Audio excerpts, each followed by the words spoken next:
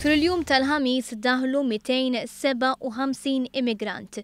Żewġ patrol boats tal-Forzi Armati ta' Malta bl-immigranti fuqhom daħlu għal ħabta ta' 7:15 fil-għaxija.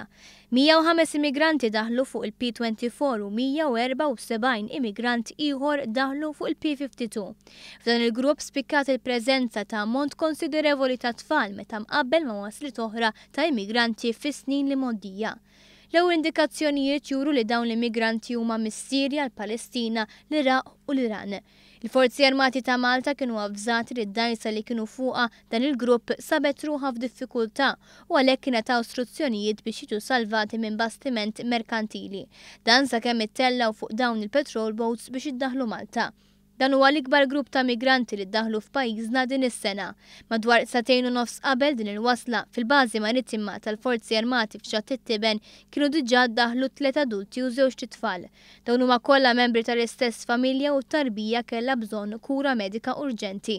B'dawn l-aħħar wasliet l-ammont ta' immigranti li daħlu pajjiżna din is-sena tela għal madwar 560.